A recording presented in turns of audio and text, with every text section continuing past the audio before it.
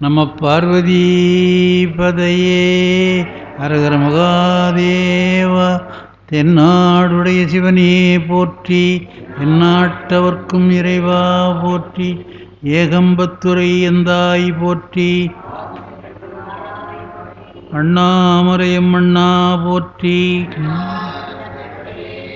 காவாய் கனகத்திரளே போற்றி, கைலை மலையானே போற்றி போற்றி.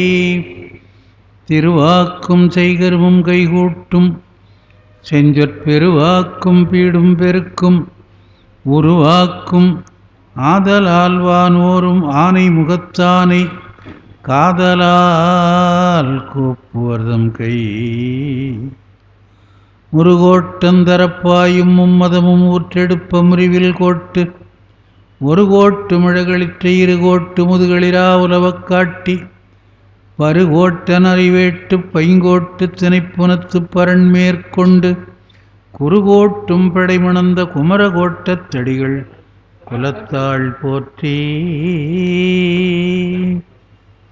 உலகெலாம் உணர்ந்து ஓதற்கரியவன் நிலவுலாவிய நீர்மலிவேணியன் அலகில் சோதியன் அம்பலத்தாடுவான் மலர் சிலம்படி வாழ்த்தி வணங்குவாம். பேயன்ன புறச்சமயப் பிணக்கு நூல் வழி அனைத்தும் பிழையே என்றி வாயன்மை தெளிந்து சைவ சித்தாந்த நெறிதேறி அதீத வாழ்வில் போயன்மீ அஞ்செழுத்தும் திருநீரும் கண்டிகையும் பொருளாக் கொண்ட நாயன்மார் திருக்கூட்டம் பணிந்திரைஞ்சும் பெரும்பேறு நான் பெற்றேனால். நம பார்வதி பதையே மாதேவ்.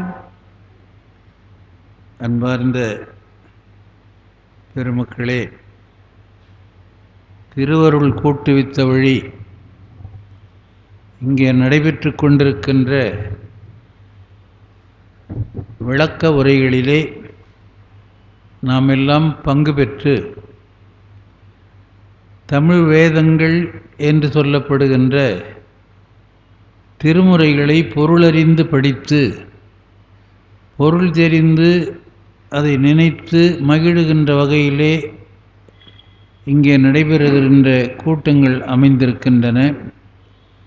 அவ்வாறு அமைத்து செயல்படுத்துகின்ற அமைப்பாளர் அவர்களுக்கும் உங்களுக்கும் என்னுடைய பணிவான வணக்கத்தை சொல்லி, தொடர்ந்து 4ஆம் திருமுறையிலே பதிகந்தோறும் சிந்தித்து வருகின்ற நாம் இன்றைய நாளிலே அப்பர் பெருமானுடைய 26வது பதிகமாக இருக்கின்ற திருவதிகை வீரட்டம் என்ற தலத்திலே அப்பெருமான் பாடிய பதிகத்தை சிந்திக்க இருக்கிறோம். முன்னாலேயும் திருவதிகை தான் வந்தது, பின்னால் அடுத்த பாட்டு வரப்போகிறதும் திருவதிகை தான். ஏனென்றால் திருவதிகையிலே அவர்கள் நெடுநாள் தங்கி இருந்து பணி செய்த காரணத்தினாலே திருவதியை பற்றி நிறைய பாடியிருக்கிறார். பல ஊர்களில் சில பதிகங்கள் இருந்தாலும் 10 பதிகங்களுக்கு மேல் பெற்ற தலங்கள் எல்லாம் இருக்கிறது. முதல்ல பாடினது திருவதிகை கூற்றாயினவாறு, கடைசியிலே பாடினது எண்ணுகேன் எண் சொல்லி எண்ணுகேனோ என்று பூம்புகரவிலே பாடினார். இடைப்பட்ட தலங்களிலே பாடுகின்ற போதெல்லாம் அங்கே இருக்கின்ற தன்மைக்கு ஏற்கவும் தங்கியிருக்கின்ற நாள்களுக்கு ஏற்பவும் பதிகங்கள் வந்திருக்கின்றன என்பதுதான் பெரிய புராணத்திலே சேக்கிழார் சொல்லுகின்ற வரலாறு.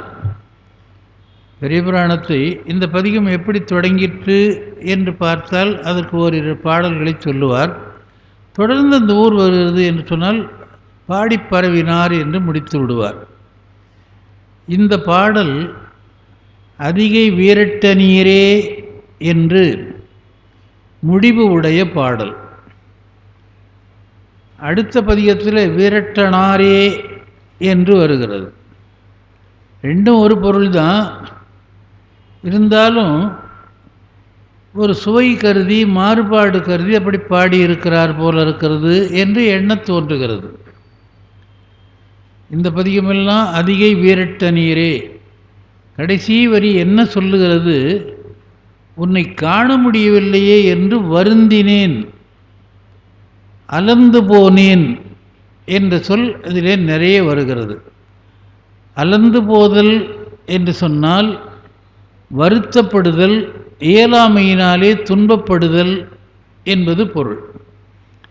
அதை அடிப்படையாக வைத்து சிவபெருமானுடைய செய்திகளையெல்லாம் சொல்லி, அப்படிப்பட்ட பெருமானே உன்னை காணாமல் அலந்து போனேன் அதிகை வீரட்ட நீரே என்று அது மகுடமாக கொண்டு எல்லா பாடல்களிலேயும் சொல்லி வருகின்றார் என்ற செய்தியை நாம் மனத்திலே நிலைநிறுத்தி கொள்ள வேண்டும். வீரட்ட நீர், வீரட்டத்திலே உரைபவர். வீரட்டனார், அதுவும் அதே பொருள்தான். வீரட்டனாரே என்றாலும் வீரட்டம் என்ற தலத்திலே உரைபவர். வீரட்டம் என்பது வீரம் செய்த தலம், அட்ட வீரட்ட தலங்களுக்குள்ளே ஒன்று. இதெல்லாம் நமக்கு ஏற்கனவே தெரிந்தது. திரிபுரம் எரித்த இடம் அந்த அதிகை, திருவதிகை என்பது பலராலும் போற்றப்படுவது. சாத்திர நூல்களிலே ஒன்றாகிய மனவாசகம் கடந்த உண்மை விளக்கத்தை எழுதிய மனவாசகம் கடந்தார் பிறந்த ஊர் அந்த ஊர். அங்கு பிறந்தார் என்ற செய்தி சொன்னால் தெரியும். அவர் யாரும் பார்த்திருக்க முடியாது, எந்த காலத்திலேயோ வாழ்ந்தவர். இப்போ அங்கே அடையாளம் இருக்குது, அது எந்த காலத்திலேயோ இருந்திருக்குது, அதை நாம் பார்க்கறது இல்லை. அதாவது கோயிலுக்குள்ளே ராஜகோபுரம் உள்ளே நுழைந்து போனோமானால் வழியிலே ஒரு 16 கால் மண்டபம் இருக்கும். பொதுவாக 16 கால் மண்டபம் என்று சொன்னாலே அதை தேவாசிரிய மண்டபம் என்று சொல்லுகிற வழக்கம் உண்டு. எந்த மண்டபம் வந்தாலும் 16 காலில் இருந்தால் சிறப்பு. 100 கால் மண்டபங்களும் சில இடங்களில் இருக்கிறது. 16 கால்களுக்கு மேலே 100க்கு குறைவான மண்டபங்களும் இருக்கிறது. 16 கால் மண்டபம் என்பது தேவாசிரிய மண்டபம் என்று சொல்லப்படும். ஏகாம்பரநாதர் கோயிலில் அப்படி ஒரு தேவாசிரிய மண்டபம் இருக்கிறது. நாம் தினம் போகிறோம், கோயிலுக்குள்ளே போகிறோம், மண்டபத்தை பார்க்குறோம், வரோம். அது தேவாசிரிய மண்டபம்னு தெரியாது. ஏன் அப்படி ஆகிவிட்டது என்று சொன்னால், முதல்ல திருவதிகை முடிச்சிடுறேன். அது மாதிரி இப்போ 16 கால் மண்டபம் தேவாசிரிய மண்டபம் இருக்கிறது. அந்த மண்டபத்தில் இருக்கிற இந்த பக்கத்தில் ஒரு 2வது தூணில் அதிகை மனவாசகம் கடந்தாருடைய உருவம் இருக்கிறது. அதுக்காக சொல்ல வரேன்.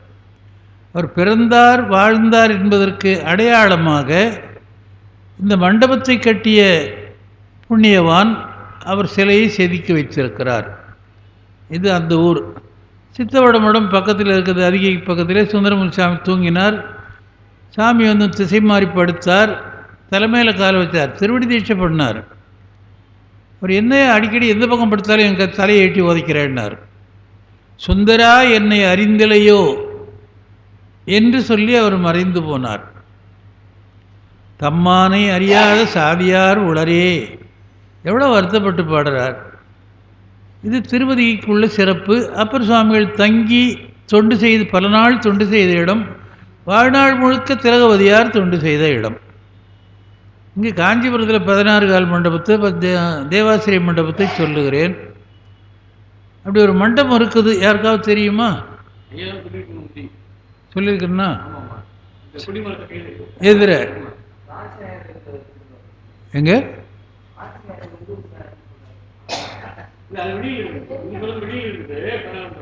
கோயிலுக்குள்ள ஏத்தாப்புல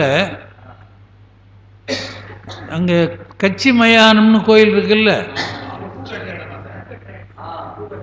அதுக்கு இந்தாண்ட எதிரவே கொஞ்சம் உயரமாக இருக்கும். பச்சைப்ப முதலியார் மண்டபம்னு பேர் அதுக்கு. கரிகால் சோழன் உள்ளே இருக்கிறான். நான் இந்த மண்டபத்து வரைக்கும் சொல்கிறேன். அப்போ கட்டுற போது 100 கால் மண்டபம்லாம் கிடையாது. அதான் தெரிஞ்சுக்குங்க, அது சொல்லுங்க, எல்லாருக்கும் தெரியட்டும்னு சொல்கிறாரு. பச்சை புள்ளியார் கட்டினத்துக்கு அடையாளமாக பச்சைப்பருடைய உருவம் அந்த மண்டபத்தில் இருக்குது. உருவம் ஒரு காலில் செதுக்கி ஒரு தூணில் செதுக்கி வச்சுருக்குது. பின்னாலே கோயிலை விரிவுபடுத்திய தன வணிகர்கள் தனவணிகர்னா தெரியுமில்ல? நாட்டுக்கோட்டை செட்டியாருக்கு தனவணிகர்னு பேர். மற்ற பொருள்களை வியாபாரம் பண்ணுவாங்க, பணத்தையே இவங்க வியாபாரம் பண்ணுறதுனால, தனத்தையே வியாபாரம் பண்ணுறதுனால அவங்களுக்கு தனவணிகர்னு பேர். அவங்க 100 கால் மண்டபம் கட்டுற போது அந்த மண்டபத்தை சேர்த்து கட்டிட்டாங்க. ஆனால் இருந்தாலும் அந்த கொடுங்கை அமைப்பு எல்லாம் தனியாக இருக்குது. மண்டபம் உயரமாக இருக்கும். கொடியேற்றுற போது சாமி வந்து நிற்கிற மண்டபம்.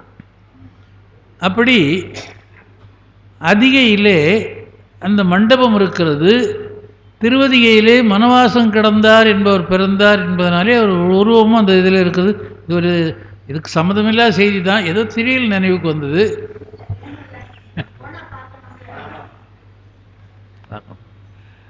அதனால் அதை சொன்னேன் என்று சொல்லி இங்கே பாட்டிலே சொல்லுகிறார். அதாவது இறைவனுடைய தன்மைகள் தான் எந்த பாட்டிலையும் அதான் பார்க்குறோம், வேறு ஒன்றும் இல்லை. பெருமான் என்ன கருணை செய்தான், எப்படி இருக்கிறான், யாருக்கு உதவுகிறான், யார் அவனை வழிபடுகிறார்கள், இதெல்லாம் தான் நம்ம பொதுவாக படிக்கிறோம். இருக்கிறது ஒரே மாவு தான். முதல் நாள் அரைச்சி வச்சா இட்லி சுடுறோம், அடுத்த நாள் கொஞ்சம் புளிச்சு போகுதுன்னு தோசை, 3ஆம் நாள் இன்னும் கொஞ்சம் புளிச்சு போகுதுன்னு வெங்காயத்தை போட்டு ஊற்ற போடுறோம். அடிப்படையான பொருள் ஒன்று தான். அது மாறுவது போலே செய்திகளை பல இடங்களிலேயும் சொல்லுகின்ற செய்திகளை ஒவ்வொரு இடத்திலேயும் சொற்களை மாற்றி அதற்குரிய அந்த ஊருடைய தன்மையை சொல்லி, வயல் வளத்தை சொல்லி, இறைவனுடைய அருள் செய்த திறத்தை சொல்லி பாடுகின்ற பாடல்கள் தான் எல்லா பாடல்களும். தேவாரம் கேட்டேன்னு சொன்னால் அது எல்லாம் பொது தான். எல்லாரும் 3 பேர் அப்படி தான் பாடுறாங்க.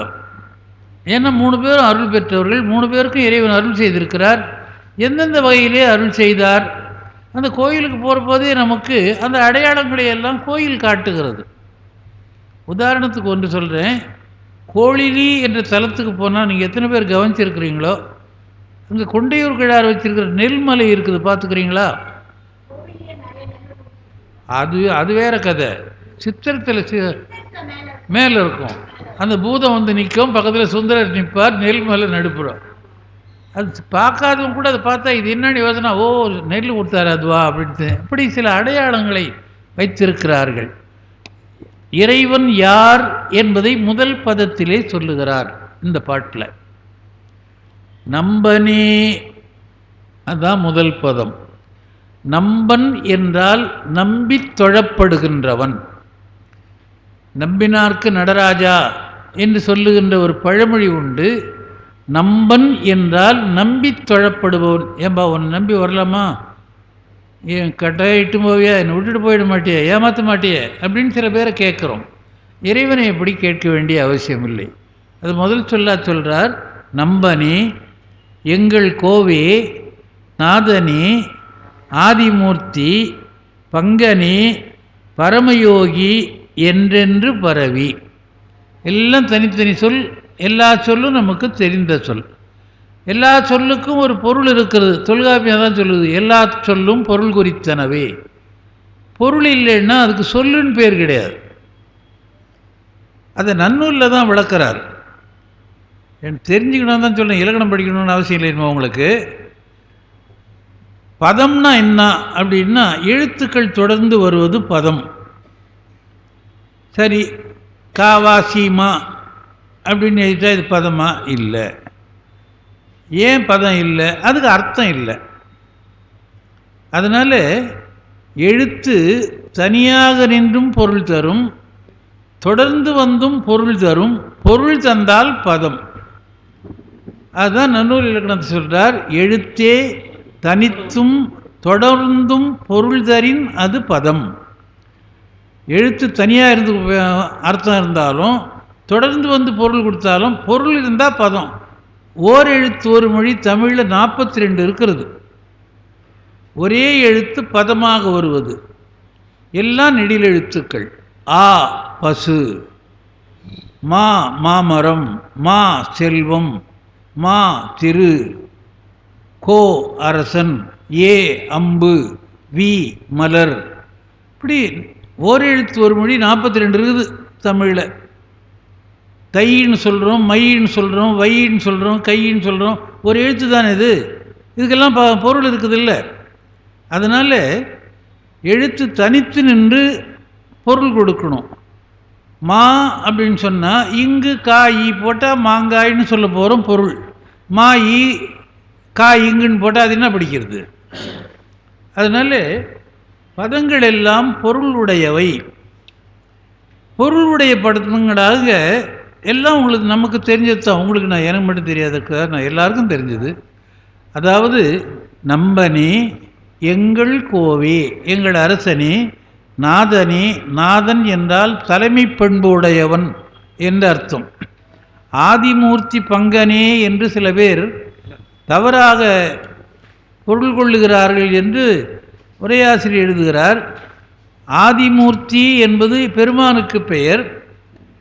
முதல்ல படைப்பு செயலை தொடங்கினதுனாலே பிரம்மனுக்கும் ஆதிமூர்த்தி என்று ஒரு பெயர் உள்ளது. இதையும் சேர்த்து பிரம்மனை பங்கிலே உடையவன் என்று உரை எழுதுவது தவறு என்று முத்துசு எழுதுகிறார்கள். ஆதிமூர்த்தி தனி, பங்கன் என்றால் உமை பங்கன், எல்லாருக்கும் தெரிஞ்சது. பரமயோகி, இதுதான் ரொம்ப முக்கியமான சொல்லு. பரமயோகி என்று சொன்னால், முன்னால் சொல்கிற போது ஆதிமூர்த்தி என்றால் முதலிலே தோன்றியவன் அர்த்தம். நம்பன் தெரியும், விரும்பி தொழுகிறவன் என்று அதுக்கு ஒரு பொருள். நம்பும் மேவும் நசையாகுமே என்று ஒரு அர்த்தம் சொல்கிறார்கள் அகராதியில். நம்புன்னா ஆசை, விருப்பம்னு அர்த்தம். அதனால் விரும்பி தொழுகிறதுனாலே அவனுக்கு நம்பன் என்று பெயர். நாதன் தலைமையுடையவன் என்பது தெரியும். அதை திருமுறைகளில் பரமயோகின்னு வர்றதுக்கு என்ன இருக்கிறது என்று இவர் எழுதுகிறார் உரையாசிரியர். சிவானந்த பேரு என்பதை தருபவன். பேரு என்பது சிவபெருமானாலே நமக்கு அளிக்கப்படுவது, அவன் அளித்து நாம் பெறுவது பேரு. இந்த தமிழில் கூட ஒரு அழகான சொல் இது மாதிரி இருக்குது. 2 எழுத்தில் வரும், நெடில் தொடங்கி வரும், வினையினுடைய அடிப்படையில் வரும். கெடுவது கேடு, சுடுவது சூடு, படுவது பாடு, விடுவது வீடு, பெறுவது பேரு. இறைவன் கொடுத்து நாம் பெறுவது வீடு பேரு. அதாவது யாமறிந்த மொழிகளிலே தமிழ் மொழி போல் இனிதாவது எங்கும் காணோம் அப்படின்னு சொன்னார். தமிழ் மொழியை போல் வேறு யாரும் படிக்காத மொழி எங்கும் காணோம் அப்படின்னு இப்போ சொல்லணும். அதாவது 12வது வகுப்பு வரையிலே படித்து விட்டு கல்லூரிக்கு போகிற வரையில் தமிழே தொடாமல் இருக்கலாம் என்று தமிழ்நாட்டில் பண்ணியிருக்காங்க. அதான் வேறு யாரும் பண்ண தப்பு இல்லை, தமிழ்நாட்டில் இருக்குது. அதனால் இன்றைக்கி சில சொற்களை சொல்லவும் முடியவில்லை, அந்த சொற்களுக்கு பொருள் கேட்கிறவர்களுக்கு விளங்கவில்லை. வைகறை துயிலெழு அப்படின்னு படித்தோம். வைகறைனா என்னன்னு தெரியலையப்போ.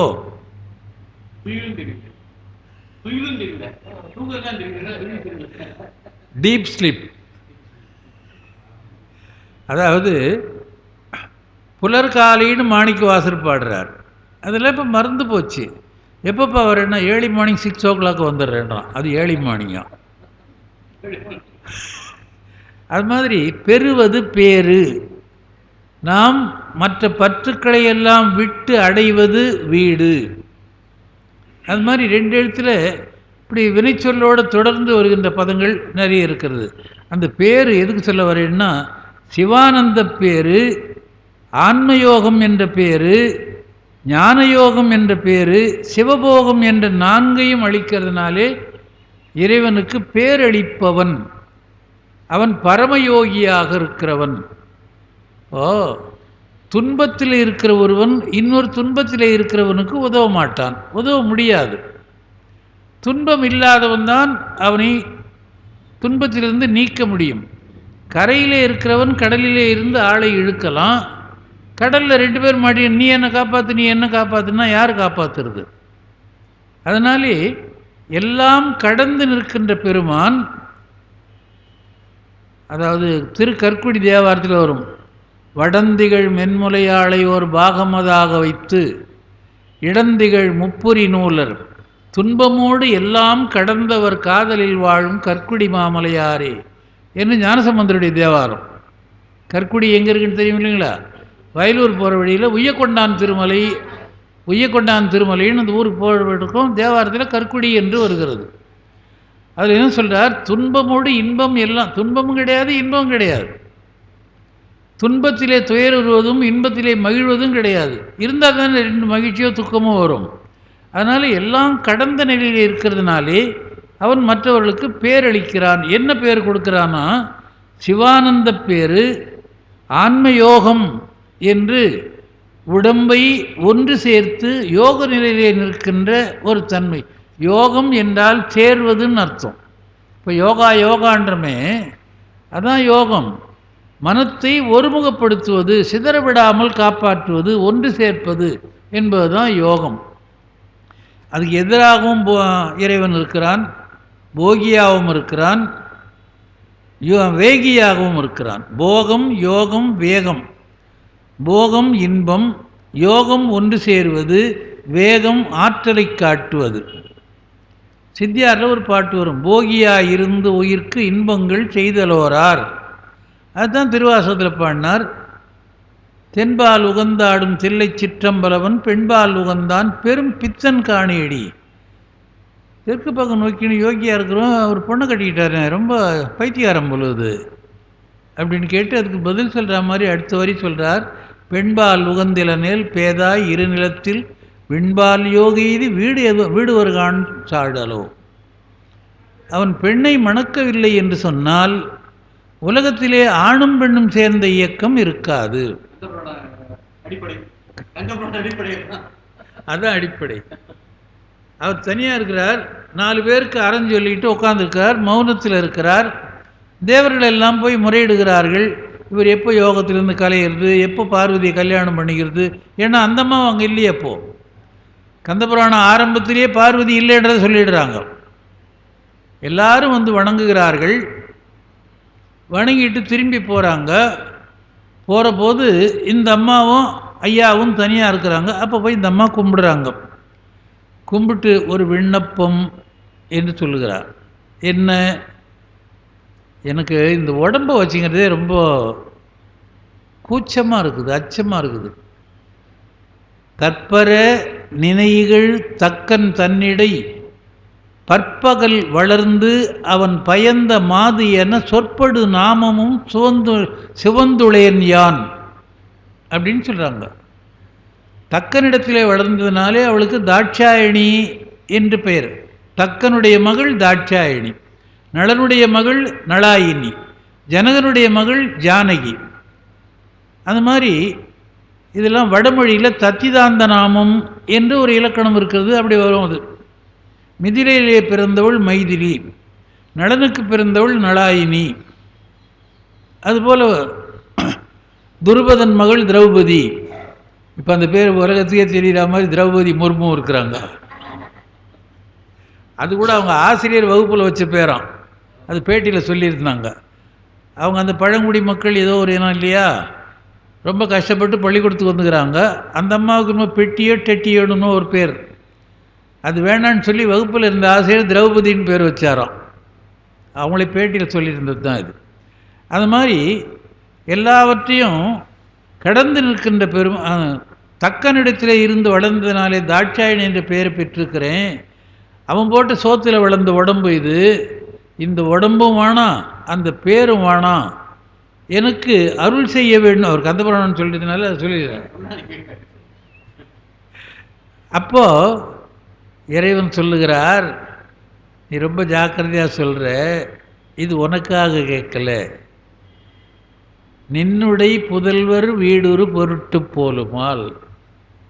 பின்னாலே வருகிறவர்கள் எப்படி நடக்க வேண்டும் என்று எல்லாம் அவளுடைய பிள்ளைகள் தானே. கருதறிய கடலாடை உலகு வல்லண்டம் கருப்பெறாது ஈன்ற கண்ணி, உலகத்தையே கருவில்லாமல் ஈன்றவள். அதனால் உலகத்தாய், உலகநாயகி, உலகம்மை அப்படிலாம் சொல்கிறோம். நீ உனக்காக இதை கேட்கல, பின்னாலே வருகின்ற உன்னுடைய சந்ததிகள், பின்னால் இருக்கிற உலகத்தவர் அவர்கள் இந்த வழியை தெரிந்து மோட்சம் அடைய வேண்டும் என்பதாக கேட்குறார். அப்படியே செய், மலையரசன் உன்னை மகளாக வர வேண்டும் என்று தவம் செய்கிறான். அவனுடைய குழந்தையாக நான் அப்புறம் கல்யாணம் பண்ணிக்கிறேன்னு அந்த வரலாறு வருது. அந்த மாதிரி எல்லாம் கடந்திருக்கிற பெருமான் யோகியாகவும் இருக்கிறான், போகியாகவும் இருக்கிறான். அசுரர்கள் போன்றவர்களை தீய செயல்களை அழிக்கும்போது வேகியாக இருக்கிறான். அதனாலே போக வடிவம், யோக வடிவம், வேக வடிவம் என்று 3 நிலையிலே இறைவனுக்கு உருவங்கள் இருக்கிறது என்பதை பார்க்கிறோம். அப்படி மூவர்க்கும், அதாவது சிவானந்த பேரு, ஆன்மநேயம், ஞானநேயம், சிவயோகம் என்பதை கொடுத்து அந்த 3 வகை போகத்திலே இருக்கிறதுனாலே ஆன்மயோகம் என்பது தன் உயிர் தான் அறப்பெறின், அதாவது தற்போதம் நீங்கி வீடு பெறுதல், அதுதான் ஆன்மயோகம். ஞானயோகம் என்பது எல்லாவற்றையும் அவனருளே கண்ணாக காணினல்லால் என்று சொன்னது போல எல்லாவற்றையும் இறைவனுடைய காட்சியாக பார்ப்பது ஞானயோகம். சிவயோகம் என்பது சிவஞானத்தால் சிவனை பெறுதல், அதாவது உலக அறிவு, பதிய அறிவு, பாச அறிவுன்னு சொல்கிறோம் இல்லையா. உலகத்திலே இருப்பது பாசத்தினாலே வருவது, பற்றுவிட்டு இறைவனிடத்திலே பண்ணால் அது பதி, இறைவன் பதியை அறியும் அறிவு. பதிஞான வாழ்வை தந்தருள்வாயே என்று அருணகிரியார் பாடுவார். பசுபோதம் நீங்கி பதிபோதம் பெற வேண்டும் என்று அந்த யோகத்திலே வருவது சிவயோகம். அதனாலே பெருமானை சொல்லுகிற போது நாதனே ஆதிமூர்த்தி பங்கனே பரமயோகி என்றென்றே பரவி, பரவுதல் என்றால் வழிபடுதல், வழிபட்டு நாளும் செம்பொனே பவளக்குன்றே திகழ் மலர் பாதங்காண்பான் அன்பனே அலந்து போனேன் அதிகை வீரட்ட நீரே. பற்பல நாள் உன்னுடைய திருவடியை பார்க்க வேண்டும் என்று வருகிறேன், திருவடி காட்சி எனக்கு கிடைக்கவில்லை, அதனாலே நான் அலந்து போனேன், நான் ரொம்ப வருந்தி நிற்கிறேன், துன்பப்படுகிறேன் அப்படின்னு சொல்கிறார். எல்லா செய்திகளும் இதுதான், அதுதான் எல்லாவற்றையும் சொல்ல போகிறார். நம்பனே எங்கள் கோவே நாதனே ஆதிமூர்த்தி பங்கனே பரமயோகி என்றென்றே பரவி, இப்படி இறைவனுடைய திருநாமங்களை சொல்லி, அவனுக்கு ஒரு பேர் 2 பேர் இல்லை இல்லையா, எந்த பேர் கூப்பிட்டாலும் அவன்தான். பேராயிரம் பரவி வானோரியத்தும் பெம்மானவன், ஒரு நாமம் ஓர் உருவம் ஒன்றுமில்லாருக்கு 1000 திருநாமம் பாடணும் என்று திருவாசகத்தில் சொல்கிறார். அப்படி எதையோ சொல்லி பரவி நாளும் செம்பொனே பவளக்குன்றே, செம்பொன் போல் இருப்போனே பொன்னார் மேனியனே, அதனால் செம்பவளக்குன்று, செம்பொன் குன்று, பவள நிறம் உடையவன், அதனாலே பவளக்குன்று. அப்படி இருக்கின்ற உன்னுடைய மலர் பாதங்காண்பான் அன்பனே அலந்து போனேன், துயர் உற்றேன், துன்பப்பட்டேன், அதிகை விரட்ட நீரே, உன்னை காண்பதற்கு, உன்னுடைய திருவடியை காண்பதற்கு நான் வருந்துகிறேன் என்று ஒரு பாடல்.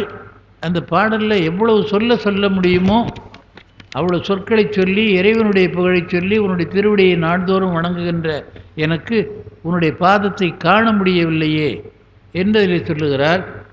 2வது சொல்லுகிறார், பொய்யினால் மிடைந்த போர்வை புரை புரை அழுகி வீழ மெய்யனாய் வாழமாட்டேன், வேண்டிற்று ஒன்று ஐவர் வேண்டார் செய்ய தாமரைகள் அன்ன சேவடி 2 காண்பான் ஐயனே அலந்து போனேன் அதிகை வீரட்ட நீரே.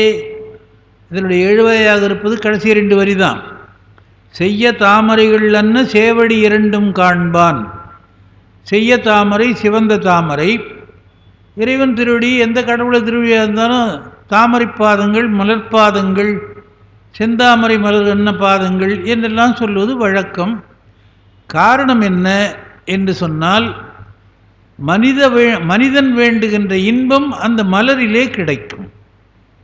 மலரை பார்த்தால் ஆனந்தம், முகர்ந்தால் ஆனந்தம், சூடினால் ஆனந்தம், தொட்டால் மிருது, குளிர்ச்சி, பல வகையான இன்பங்களை உடையது, இன்பங்களை தருவது மலர்.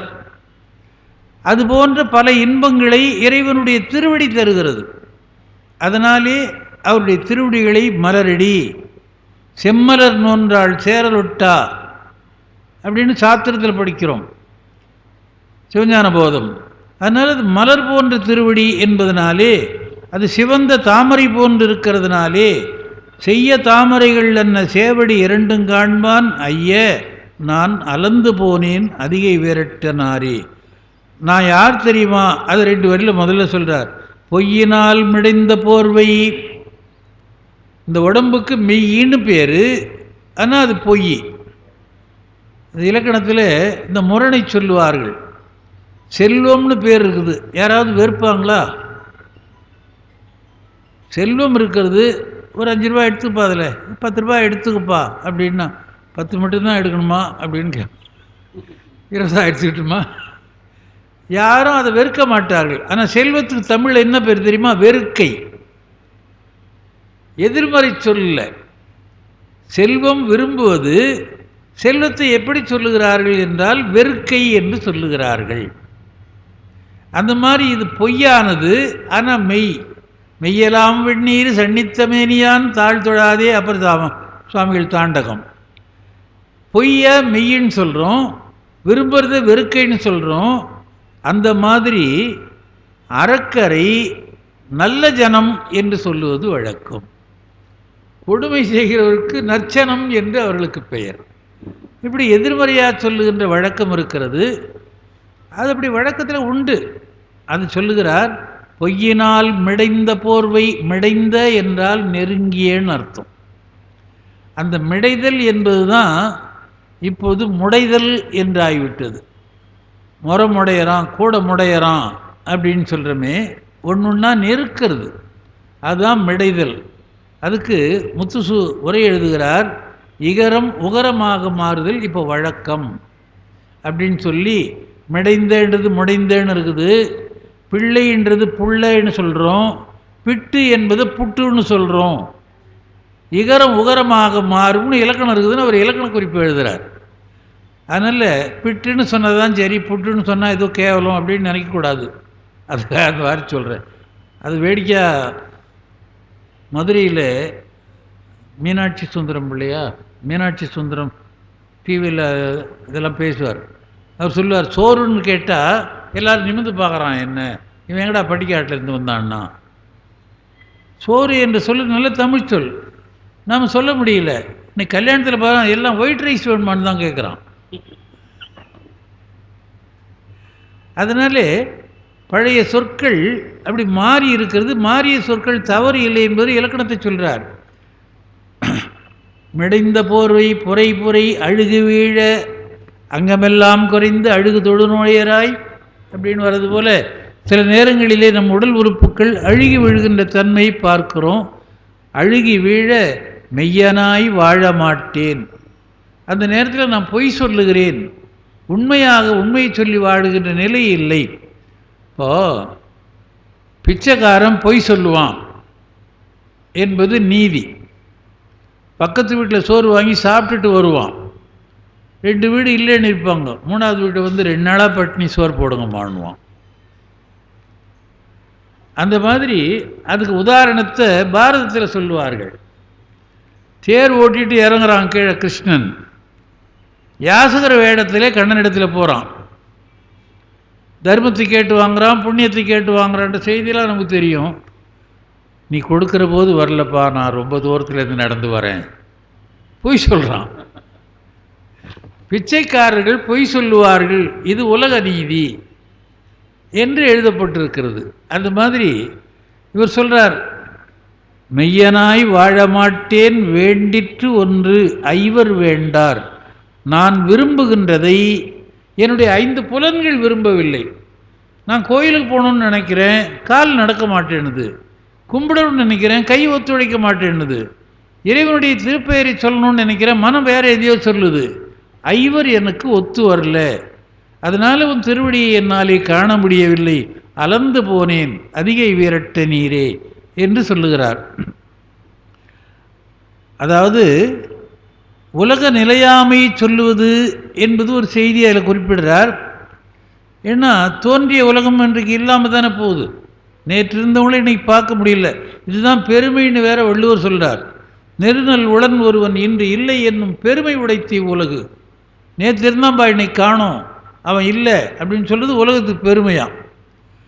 அதுதான் பெரிய புராணத்தில் சேக்கிழார் சொல்லுவார், நில்லாத உலக இயல்பு கண்டு நிலையா வாழ்க்கை அல்லேன் என்று அறத்துணிந்து சமயங்களானவற்றின் நல்லாறு தெரிந்துணர நம்பர் அருளாமையினால் கொல்லாமை மறைந்துரையும் சமன் சமயம் குறுகுவார். அப்பருடைய பாட்டு முதல்ல. அதில் சொல்கிறது என்ன, நில்லாத உலக இயல்பு கண்டு. இன்னும் நில்லாத உலக இயல்பு அவர் பார்த்தார். அக்காவுக்கு மனம் முடித்தாங்க, அவர் போர்க்களத்தில் போய் செத்து விட்டாங்க. நோய்வாய்ப்பட்டு அப்பா இருந்தார், அம்மா கூட இறந்து போயிட்டாங்க. இந்தம்மா நான் சாக போகிறேன்றாங்க. அப்போ நில்லாமை என்ன தெரிகிறது. அதனால சமண சமயத்துக்கு போனான்னு வருது. இந்த உலகத்தினுடைய பெருமை நில்லாமை தானா.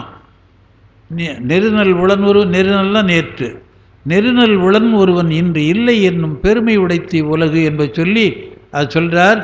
வேண்டிற்று ஒன்று நான் அந்த உடலோடு வாழ மாட்டேன், உன் திருவடியை காண முடியவில்லை, நான் அலந்து போனேன் என்று சொல்லுகிறார். ஏன்னா அடுத்த பாட்டை சொல்கிறார், சத்து பொருள் சித்து பொருள் அசத்து பொருள் என்றெல்லாம் நாம் படிக்கிறோம். சத்து என்பது என்றைக்கும் இருப்பது, அதுக்கு தான் சத்தியம்னு பேர், அதுக்கு தான் உண்மைன்னு சொல்கிறோம். இன்றைக்கி உண்மைன்னா என்னன்னு கேட்டால் பொய் சொல்லாது இருக்கிறது அப்படின்னு சொல்கிறோம். அது பொருள் இல்லை. உண்மை என்றால் அழியாததுன்னு அர்த்தம். அது என்றைக்கும் அழியாது. பொய் சொல்லாதது, பொய் சொல்லாமல் உண்மையை சொல்லிட்டேன்னு சொன்னால் பொருளுக்கு வேணால் அந்த நேரத்துக்கு தொடர்பு சரியாக இருக்கலாமே ஒழிய நிலைத்திருப்பதல்ல. அது நான் ஒன்று ஏமாத்தேன்னு சொன்னேன் அப்படின்னு அப்புறம் அவனே சொல்லுவான். அதனாலே உண்மை என்பது சத்து. இறைவன் சத்து, நாம் எல்லாம் அசத்து. இறைவன் நிலைத்த பொருள், நாம் எல்லாம் அழிகின்ற பொருள். இறைவன் சித்து, நாம் எல்லாம் அசித்து. அவன் சத்தாக இருக்கிறான், சித்தாக இருக்கிறான். சத்தாக இருக்கிறதுனாலையும் சித்தாக இருக்கிறதுனாலையும் அவனுக்கு ஆனந்தம் வருகிறது. அதனால்தான் அவனை சச்சிதானந்தம் என்று சொல்லுகிறோம். சத்து சித்து ஆனந்தம் சச்சிதானந்தம். நிலைத்த பொருள், அறிவுடைய பொருள். அவனுக்கு தானே வாலறிவன்னு பேர். தூய்மையான அறிவுடையவன், வால் வச்சுங்கிற அறிவு இல்லை அது. அதனாலே நிலைத்த அறிவுடையவன். அதனால் நிலையாத உலகுக்கு பெருமை என்று அந்த செய்தியை சொல்லுகிறார். அதனால தான் திருப்பல்லாண்டில் பாடுற போது ஒரு பாட்டு பாடுவோம், மிண்டு மனத்தோர் போமின் பண்டும் இன்றும் என்றும் உள்ள பொருள் என்றே பல்லாண்டு கூறுதுமே. என்றைக்கும் இருக்கிறான். ஆக்கம் அளவிறுதி இல்லாய் அனைத்துலகம் ஆக்குவாய் காப்பாய் என்று மாணிக்கவாசகர் சொல்கிறார். அதனால் நிலைத்த பொருள். அடுத்த பாட்டு சொல்கிறார், நீதியால் வாழ மாட்டேன் நித்தலும் தூயே நல்லேன் ஓதியும் உணரமாட்டேன் உன்னை உள் வைக்க மாட்டேன் சோதியே சுடரே உன்றன் தூமலர் பாதங்காண்பான் ஆதியே அலந்து போனேன் அதிகை வீரட்டனாரே. நீதியால் வாழ மாட்டேன், நெறிமுறைப்படி நான் வாழவில்லை. அவர் போல யார் வாழ்ந்தாங்க? நம்மால் வாழ முடியல. பெரியவர்களெல்லாம் உயிர்கள் செய்கின்ற குற்றத்தை தன்னுடைய குற்றமாக ஏற்றுக்கொண்டு அதை இறைவனிடத்திலே சொல்லி வேண்டுவார்கள். அதுதான் பெரியவர்கள்ன்றதுக்கு அர்த்தம். அவங்க தான் பெரியவர்கள். வயதிலே மூத்தால், செல்வத்திலே மூத்தால், கல்வியிலே மூத்தால் பெரியவனாக இருந்தால் அவங்களாம் பெரியவங்க இல்லை. பெருமை உடையவர்கள் பெரியவர்கள். பெருமை பெரு என்ற பகுதியில் இருந்து பிறந்தான் பெரியவர் என்பது. இங்கிதன் நாமங்கூரின் ஏழுலகத்து முன்னால் அப்படின்னு திருத்தொண்டர் பெரிய புராணத்தில் பாட்டு சொல்றார்.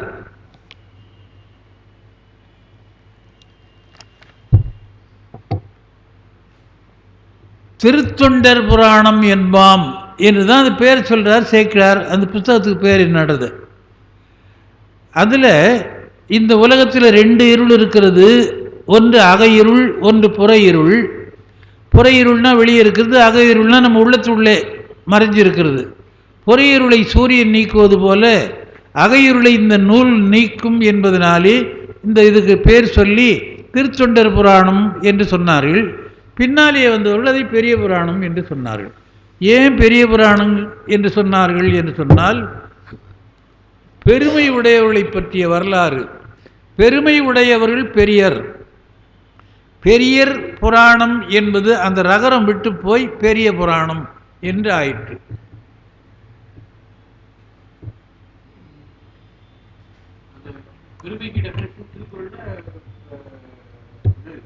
இருக்கு.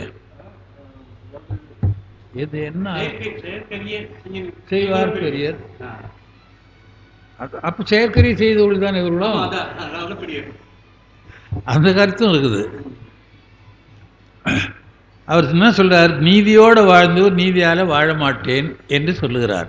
நீதியால் வாழ மாட்டேன், நித்தலும் தூயேனல்லேன், ஓதியும் உணரமாட்டேன், உன்னை உள் வைக்க மாட்டேன். அத்தனைக்கும் எதிர்ப்பதும் அது. நீதியோடு வாழறார், நாள்தோறும் நீராடி, நீர் பூசினாலே போதும், குளித்ததற்கு சமம் என்று சொல்லுவார்கள். வாரியார் அடிக்கடி சொல்லுவார், நீ தூங்குற போது பக்கத்தில் விபூதி பைய வச்சுக்கணும், தூங்கு. எழுந்த உடனே விபூதி எடுத்து வச்சுக்கோ, அதுவே உன்னை தூய்மை செய்யும். எல்லாரும் சொல்கிற வழக்கம்தான். அவர் சொற்பொழிவில் அடிக்கடி சொல்லுவார், நித்தலும் தூயே நல்லேன், நாள்தோறும் நான் தூயவனாக நடக்கவில்லை, ஓதியும் உணரமாட்டேன், நூல்களை கற்று உன்னை பற்றி நான் தெரிந்து கொள்ளவில்லை, உன்னை உள்வைக்க மாட்டேன். நினைக்கிற போதெல்லாம் இறைவன் பேரை சொல்லி மனத்திலே அதையே வைத்து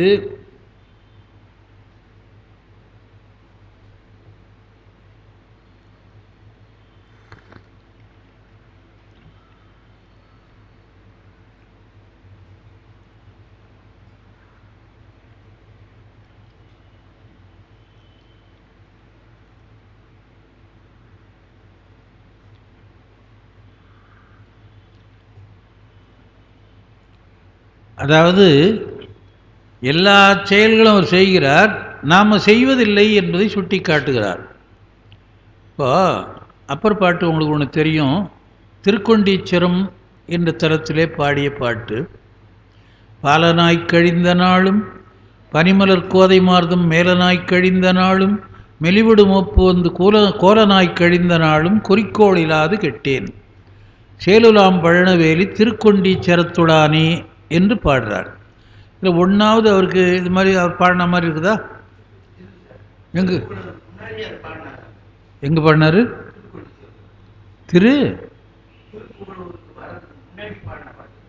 ஐயா, நான் அதை கேட்கல, அவர் எப்போ பாடினாருன்னு கேட்கல நான்.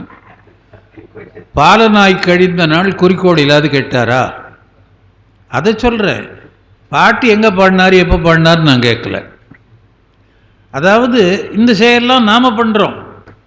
பாலனாய் கழிந்த நாளும் பனிமலர் கோதை மார்தம் மேலனாய் கழிந்த நாளும் மெலிவடு மூப்பு வந்து கோரனாய் கழிந்த நாள். உட்காந்து தண்டசோறு தூண்டு உட்காந்துங்கிறது நாமம். ஆனால் நான் தான் தண்டசோறு சாப்பிட்டேன்றார். குறிக்கோள் இல்லாது கெட்டு போனேன், சேலுலாம் பழனவேலி திருக்கொண்டீச்சரத்துடானே. அந்த ஊருக்கு போயிருக்கிறீங்களா? அந்த ஆக்கூர் தாந்தோன்றி மாடத்துக்கு பக்கத்தில் வரும் ஒரு ஆற்று மேலே மூங்கில் பாலம் போட்டுருந்தாங்க. நாங்கள் போகிற போது இப்போ எப்படி இருக்குதோ தெரியாது. அந்த பாலத்து மேலே பயந்துக்கிட்டே தான் நடந்து அந்த கரைக்கு போகணும். அப்படி திருக்கொண்டீச்சரம் என்ற கோயில். அவர் என்ன சொல்கிறார்? நீதி என்பது என்ன என்றால் செய்வன தவிர்வன அறிந்து கடைபிடிப்பது, அதுதான் நீதி. நியமம் இயமம் திருமந்திர வார்த்தை. அது அவரை விட்டால் சொல்கிறதுக்கு ஆள் இல்லை. 8ஆம் தேதியா? 8ஆம் தேதி. அதான் திருக்கூட்டத்தில் ஆண்டு விழா. முத்தியசுந்தர காலையில் பேசுகிற நான் சொல்லியே போட்டேன், காலையில் ஒன்று போட்டுறமா, நீ மத்தியானம் சொற்பொழிவு வச்சுக்கோ அப்படின்னு. நான் ஃபோனில் பேசுகிற போது சொன்னேன், நல்லதாக போச்சு, அவர் கூப்பிடுவார், நான் வந்துடுறேன்ட்டார். வியாழக்கிழமை, அதாவது சிவனடியார் திருக்கூட்ட ஆண்டு விழா, காஞ்சி சிவனடியார் திருக்கூட்ட ஆண்டு விழா 7ஆம் தேதி தொடங்குகிறது. 8ஆம் தேதி வியாழக்கிழமை காலையில் வச்சது 2 காரணம். அது இல்லை, அது வேணான்ட்டார். அவர் ஃபோன் பண்ணார் ஒரு நாள், ஏன்பா சும்மா பேய் பிசாசு எரியுது, இது என்னப்பா சொல்லிங்கிறது, 4 மணி மாலை பேசட்டுமான்னாரு. அதுவும் பேசலை. அது ஏற்கனவே முருகசாமி கொடுத்துருக்குறோம், பாண்டிச்சேரி முருகசாமிக்கு. அதனால் திருத்தொண்ட தொகையை பற்றி பேசுங்களேன் அப்படின்னு. நல்ல செய்தி இருக்குது, பேசலாம் அப்படின்னார். திருத்தொண்ட தொகை பற்றி முத்தீஸ்வரன் கோயிலில் 8ஆம் தேதி காலையில் பாலராவாயனுடைய சொற்பொழிவு. இன்னும் பத்திரிகை அங்கேயே இருக்குது, வரல, அச்சாபீஸ்லேருந்தே வரல. அந்த புரஸ்கார் வீட்டில் ஏதோ ஒரு டெத்து வேறு ஆகிப்போச்சான். ஆனால் விளக்கத்தை நான் சொல்லிடுறேன். அதில் ஏன் காலையில் வச்சாங்கன்றது ஒரு காரணம். அன்றைக்கி பிரதோஷத்துக்கு சாயந்தரம் போய் வச்சா அவர் 2 வாரத்தை கூட பேச முடியாது. அதனால் காலை நாளாக போட்டு பெரும்பாலான நிகழ்ச்சி இந்த ஆண்டு காலையிலே வைத்து கொண்டிருக்கிறார்கள். சென்ற ஆண்டு முழுமையாக கொண்டாட முடியவில்லை. 50வது பொன்விழா ஆண்டு போன வருஷம் கொண்டாடினது. அரை நாள் முன்னால் ஒரு சொற்பொழிவு வச்சு மத்தியானம், அடுத்த நாள் மத்தியானத்தோடு முடிச்சுவிட்டோம். அது பொன்விழா ஆண்டுன்னு பேர். அது தொடர்ந்து இந்த ஆண்டு அந்த மீதி நிகழ்ச்சிகளை எல்லாம் செய்கின்ற வகையிலே அமைக்கப்பட்டிருக்கிறது. அது ஒன்று. நியமம்னு சொன்னதுனால இவ்வளோ தூரம் சொல்ல வேண்டியதாக போச்சு. இங்கே இனிமேல் காலையில் காஞ்சிபுரம் வந்தாருன்னா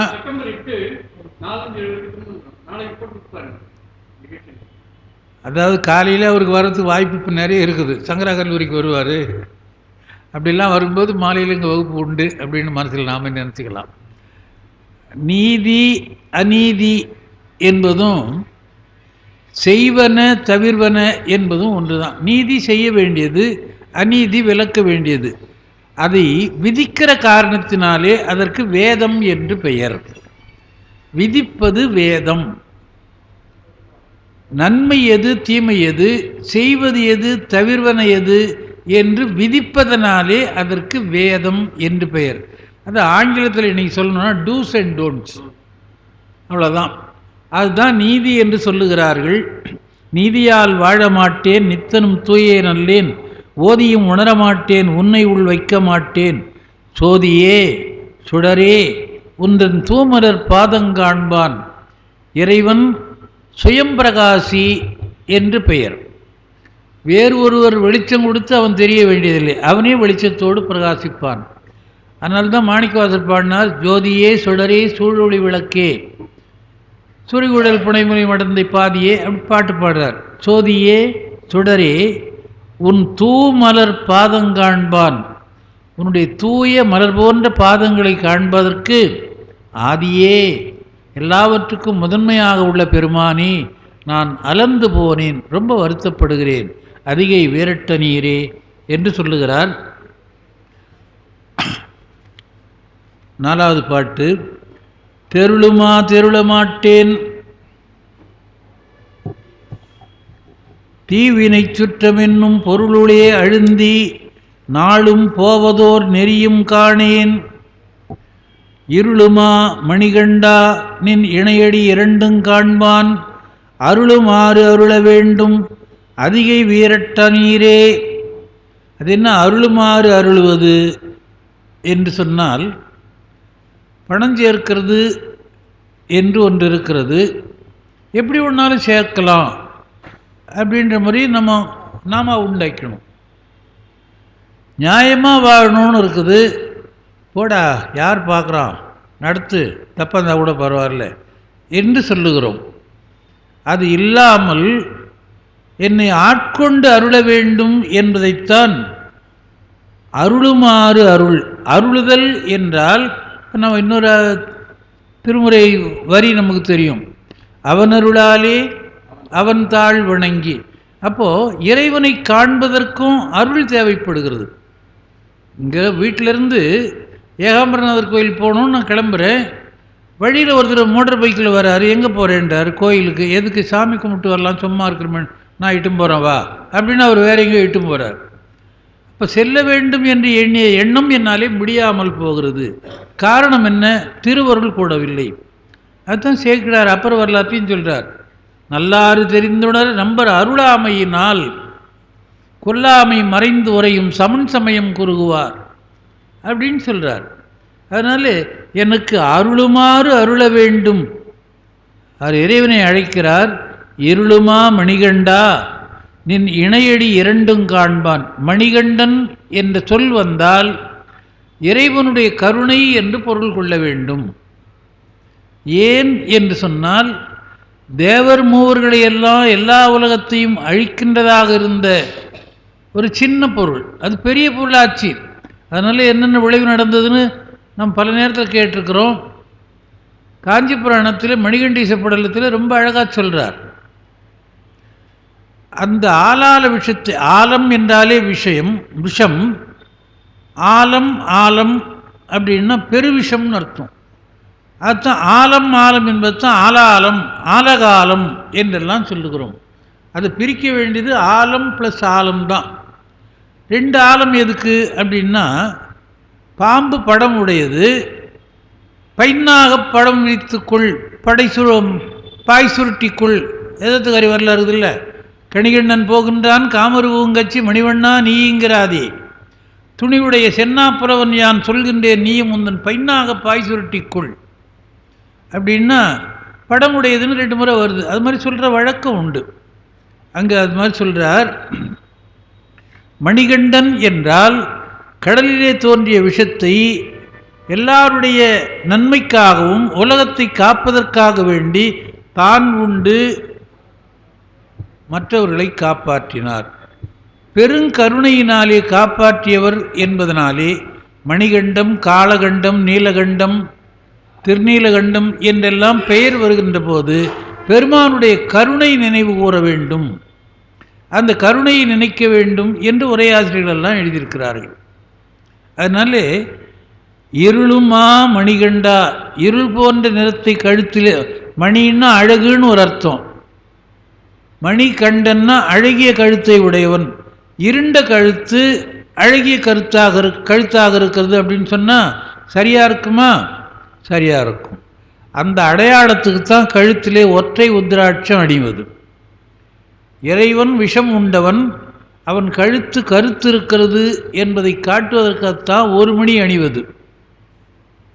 அதுக்கப்புறம் எத்தனையோ 108, 54 மேலே போட்டுக்கிறோம், கணக்கில்லாத போட்டுக்கிறோம், தலையில் போட்டுக்கிறோம், கழுத்தில் போட்டுக்கிறோம். காதில் 6 உத்திராட்சங்களை ஒன்றாக இணைத்து போடுவார்கள். துறவியர்களில் அந்த இளைய பட்டமாக இளைய அதிபர்களாக இருக்கிறவர்கள் 6 கட்டின்னே பேர் அதுக்கு. இப்படி எத்தனையோ வகை இருக்கிறது. அதனால சிவபெருமானுடைய விஷம் உண்ட உயிர்களை காப்பாற்றிய கருணைத்தன்மையை நினைவு கூறுவதற்கு தான் அந்த ஏகமணி. அது எத்தனை முகம் இருக்குதுன்றதெல்லாம் உங்களுக்கு தெரியும், அந்த வரலாறுலாம் தெரியும். இருளுமா மணிகண்டா, நான் என்ன பண்ணேன், தீவினை சுற்றம் என்னும் பொருளுளே அழுந்தி, என்னை சுற்றி இருக்கிறவர்களெல்லாம் தீயவர்கள். இவரை சுற்றி யார் இருந்தாங்க? யாரும் இல்லை. ஐம்பொறிகள் இவரை சுற்றி இருந்தன. அந்த ஐம்பொறிகள் வழியிலே சிக்கி அது சொல்லுகின்ற வழியிலே நான் போகிறேன்.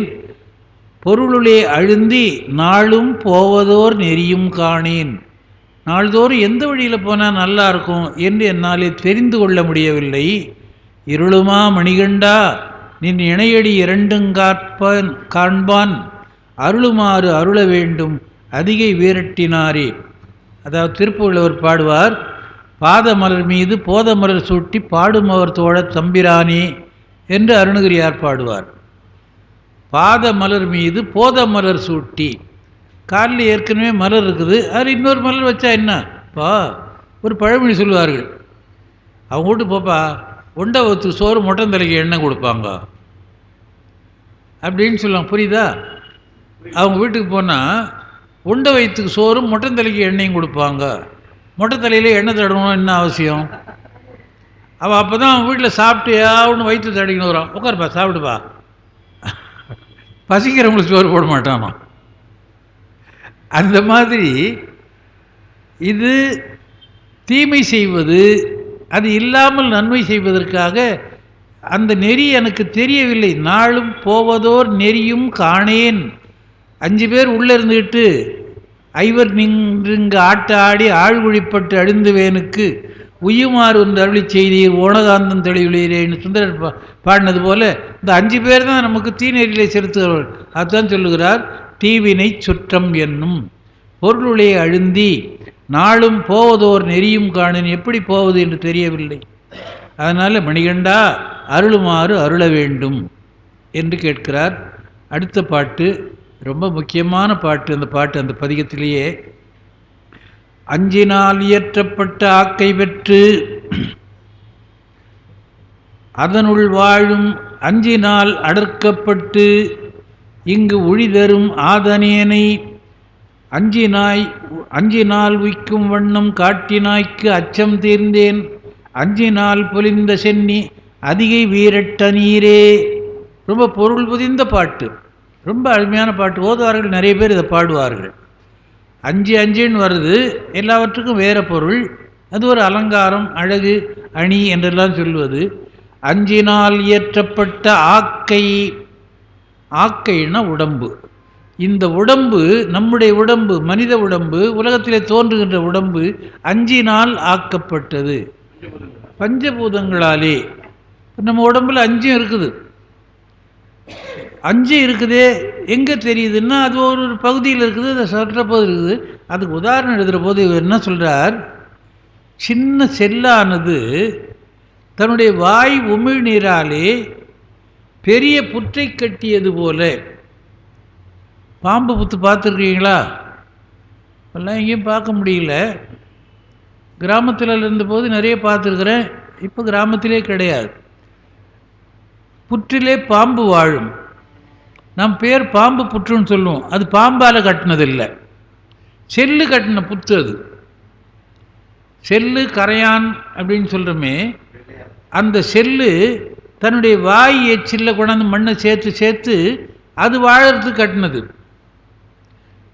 வளையா இருக்குதுன்னு சொல்லி பாம்பு உள்ளே போயிட்டு அதுக்குள்ளே வர்ற செல்லெல்லாம் இது தின்னுட்டு இருக்கும். ஒரு பழமொழி சொல்லுவார்கள், கரையான் புற்றெடுக்க கருநாகம் உள்ளே புக என்று சொல்லுவார்கள். இந்த புற்று பாம்பு கட்ட தெரியாது.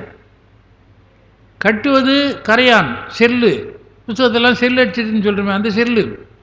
அது வாயில் இருக்கிற உமிழ்நீரை கொண்டு அந்த மண்ணாலே சேர்த்து சேர்த்து அது கட்டும். கட்டிய பின்னாலே பாம்பு குடி புகும். அங்கே சொல்கிறார், அதாவது அந்த பஞ்சபூதங்கள் நம்ம உடம்புல இருந்து பெரிய அளவுக்கு தெரிகிறது. காற்று கண்ணுக்கு தெரியல, நீரை பார்க்குறோம், அளவு பார்க்க முடியல. தீ பார்க்குறோம், உருவந்தான் தெரியுது, அதனுடைய பயன் தெரியல. அப்படி பஞ்சபூதங்களும் இங்கே சேர்ந்து இது ஒரு உருவமாக இருக்கிறது, ஆக்கை. இதுக்கு தூலதேகம் என்று பெயர். தூலதேகம்னா பெருத்த உடம்பு. சில பேர் இப்போ முன்ன சொல்லுவாங்க, தூலம் மாதிரி நிற்கிறான் பாரு அங்கேன்னுவாங்க. இப்போ அந்த தூலமே வீட்டில் கிடையாது, இருந்தால் தானே சொல்கிறதுக்கு. பில்லர் போட்டு கட்டிடுறோம், மேலே பீம் போட்டு கட்டுறோம். அந்த பீம் தான் தூலம்ன்றது.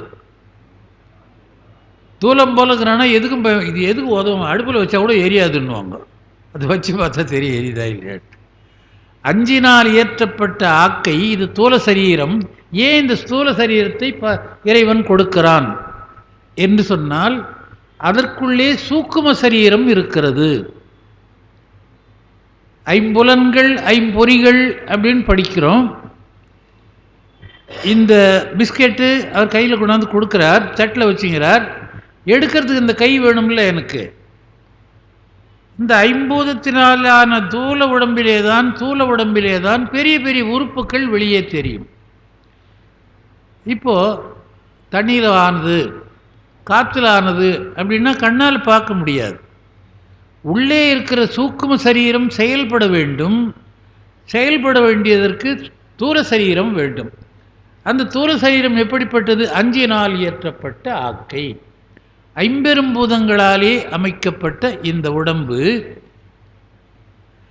அதனுள் வாழும் அஞ்சினால் அடர்க்கப்பட்டு அதற்கு உள்ளே பொறிகளாக இருந்து ஆசையை தூண்டுகின்ற புலன்கள், ஐம்புலன்கள், மெய்வாய் கண் மூக்கு செவி, ஓசை ஒளி ஊறு நாற்றம் என்று அது சுவையெல்லாம் பார்க்குறோம்.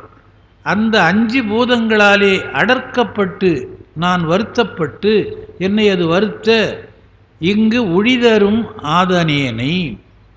ஒழிதறுதல் என்றால் பிரிதல் அர்த்தம், சுத்துறது, ஊர் சுத்துறது. ஆதனேன் என்றால் அறிவில்லாதவன்.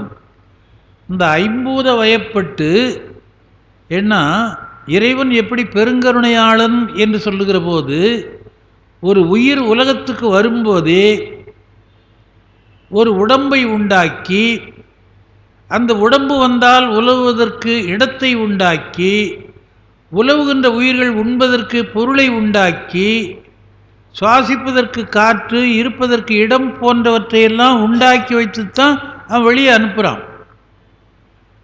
குழந்தை பிறக்கிறது மனிதர்களுக்கு, தாய் எடுத்து வளர்க்கிறாள்.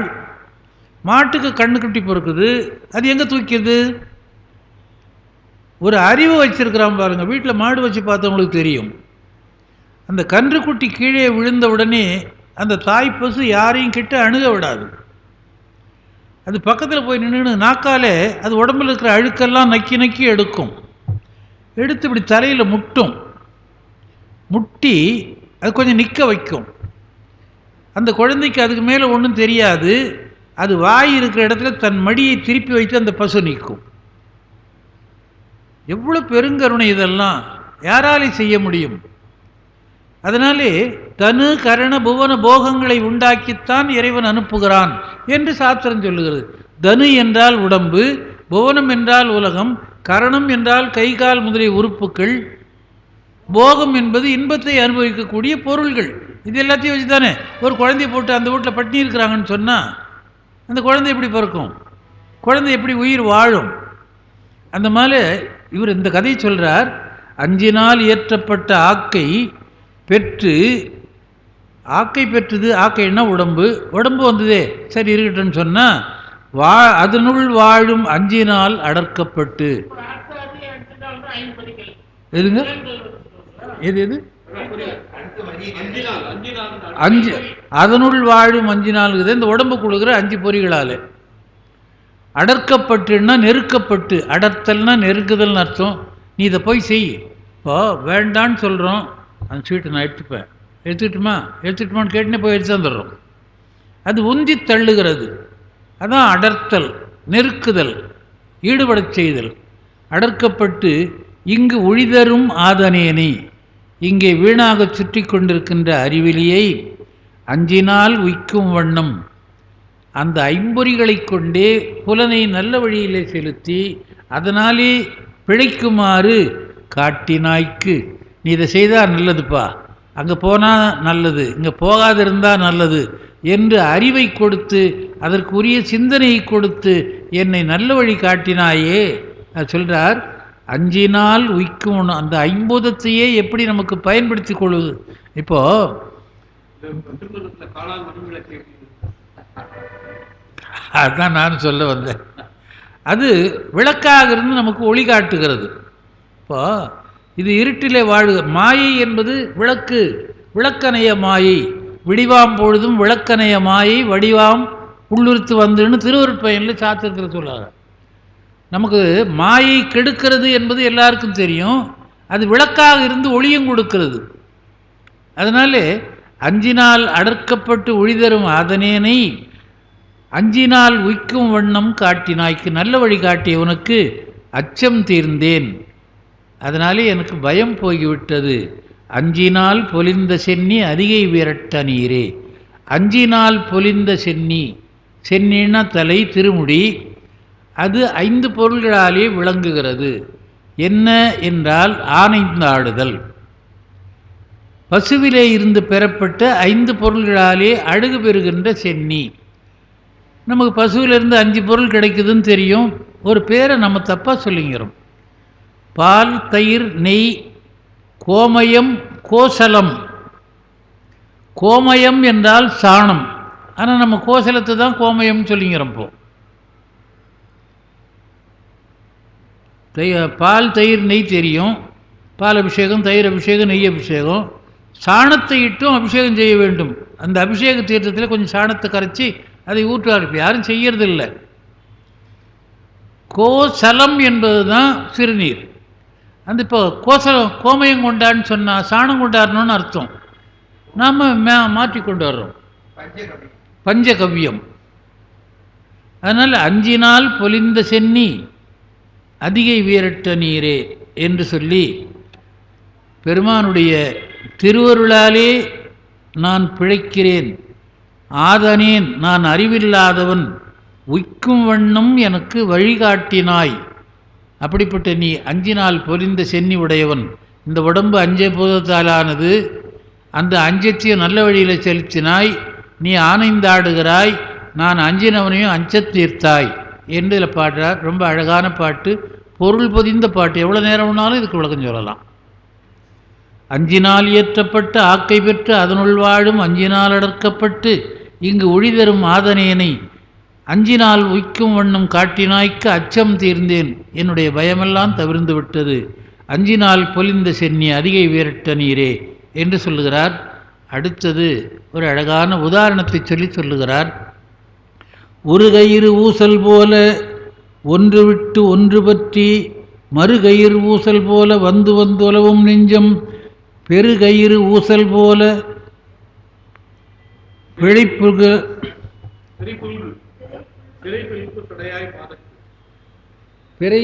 இதில் ஒரு பாட்டு எழுதாம விட்டு, அதனால தான் இதை கையில் வச்சுக்கினேன். இது எப்படி எழுதாம விட்டுட்டுருக்குறேன். அடுத்த பாட்டு 7வது பாட்டு இதில் எழுதலை. பெருகயிறு ஊசல் போல பிறை புல்கு சடையாய் பாதத்து அருகயிறு ஊசலானேன் அதிகை வீரட்ட நீரே. இந்த கயிற்று ஊசல் என்பது ஒரு காலத்திலே இருந்தது, இப்போ இல்லை. கயிறு கட்டின ஊசல் இருக்கும், கயிறே ஊசலாக இப்பொழுது பயன்படுத்துவதில்லை. நான்லாம் நெசவாளி. பொங்கலுக்கு எங்கள் வீட்டில் தறியெல்லாம் நெய்ய மாட்டாங்க. அந்த தறி நெய்யறதுக்கு நிறைய கயிறு வேணும், வலி கயிறு, அந்த கயிறு, இந்த கயிறுன்ட்டு. இந்த கைத்தை அப்போ வேலை இல்லாத நாளில் அது தூரத்தில் கட்டி அதிலே உட்காந்து ஆடுவோம், கைத்திலேயே உட்காந்துக்கிட்டு. அதனால தான் கயிறு ஊசல்னு சொல்கிறார். அது அந்த காலத்தில் இருந்த வழக்கம். இன்றைக்கி சொன்னால் அது பொண்ணு ஊசல்னு சொல்லியிருப்பார். அது மாணிக்க வாசலே சொல்லிட்டாரு. இப்போ சொன்னால் வேறு ஊசல்.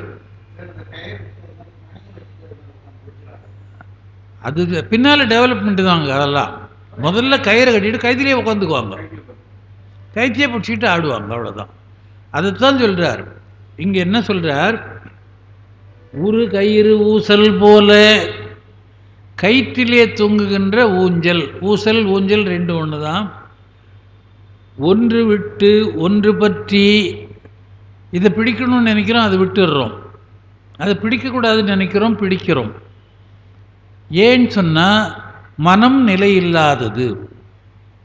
மனத்துக்கு என்ன உதாரணம் சொல்லுவார்கள்?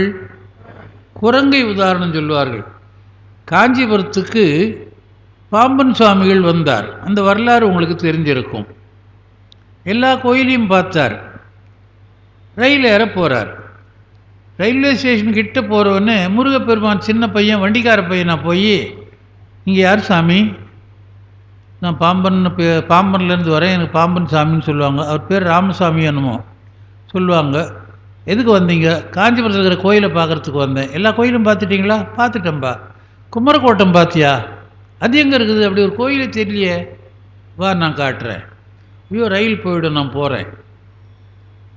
ரயில் போகாது, வா அப்படின்னு சொல்லி இட்டுன்னு வந்து, இதோ கோயில், உள்ளே சந்நிதி என்று காட்டி மறைந்து விடுகிறார். அந்த குமரக்கோட்டை பதிகத்தில் பாடுகிறார். ஒரு கொம்பிலே இருந்து ஒரு கொம்பிலே தாவி உழல்கின்ற வானரம்போல். பாட்டு பெரிய பாட்டு. அது ஒரு பதிகமே இருக்குது, 10 பாட்டு இருக்குது. பாம்பன் சுவாமிகள் பாடியிருக்கிறார். முதல் வரி, ஒரு கொம்பிலே இருந்து ஒரு கொம்பிலே தாவி உழல்கின்ற வானரம்போல். வானரம்னா எல்லாருக்கும் தெரியும். அதனாலே இவர் என்ன சொல்கிறார்? அதுபோல ஒரு கயிறு ஊசல் போல ஒன்று விட்டு ஒன்று பற்றி, நலம் தருவதை விட்டு விட்டு தீங்கு தருவதை பற்றி, நல்லதை விட்டு தீயதை பற்றி, மறு கயிறு ஊசல் போல வந்து வந்து உலவும் நெஞ்சம். ஊசல் ஆடிக்கொண்டே இருக்கிறது போல நிலையில்லாத நெஞ்சம், நிலாவாத பொன்புலால் யாக்கை. இது ஒரு தேவாரத்தில் வரும், செடியில் ஞாபகம் வரலது. விடுவே நல்லேன் கனகமாமணி நிறுத்தும் கடவுளானி. அதாவது புன்புலால் யாக்கைன்னு சொல்கிறார். அற்பமாக நாற்றம் வீசுகின்ற உடம்பு. நல்லா இருக்கிற வரைக்கும் தான் இது. 2 நாள் ஆச்சுப்பா, எடுக்கலை, நாற்றம் அடிக்குதுப்பா, அது அடுத்தது சொல்கிறோம். திருக்குறளில் ஒரு பொருளையே 2 உதாரணம் சொல்லுவார். ரொம்ப அழகாக சொல்கிறார்.